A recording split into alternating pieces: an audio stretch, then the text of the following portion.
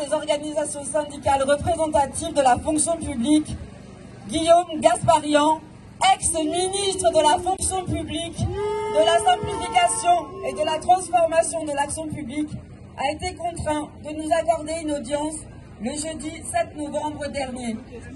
Les organisations syndicales ont obtenu l'abandon de la suppression des catégories C, B et A de la fonction publique envisagée au titre du projet de la loi dit Guerini.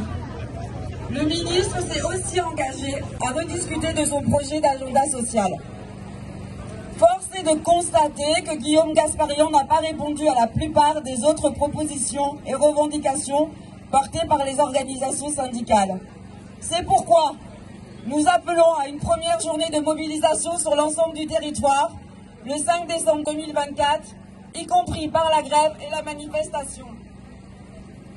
Une journée pour que le ministre renonce aux 3 jours de carence dans la fonction publique, renonce à la diminution de l'indemnisation des jours d'arrêt maladie, renonce au non-versement de la JIPA. Dans le même temps, nos organisations syndicales appellent les agents de la fonction publique, fonctionnaires et contractuels à se mobiliser notamment pour des moyens budgétaires à la hauteur des missions, des services et des politiques publiques, des créations d'emplois partout où c'est nécessaire et l'accès à l'emploi titulaire des agents contractuels. L'augmentation de la valeur du point d'indice au titre de l'année 2024 et des années suivantes et des mesures salariales générales.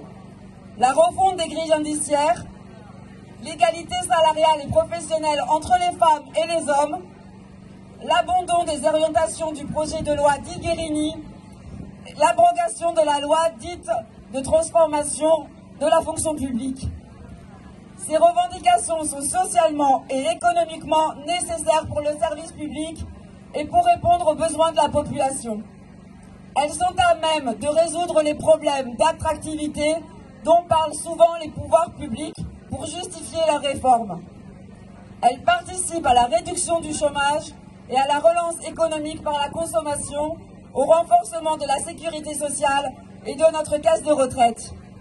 L'intersyndicale se réunira ce soir pour envisager la suite des actions.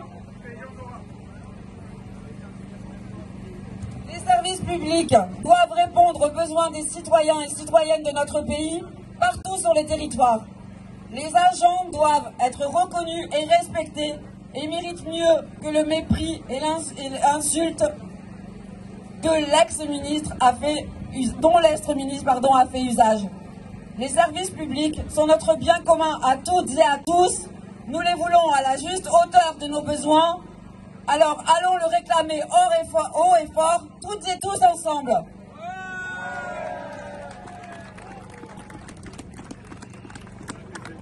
Donc pour ceux qui le souhaitent, il y a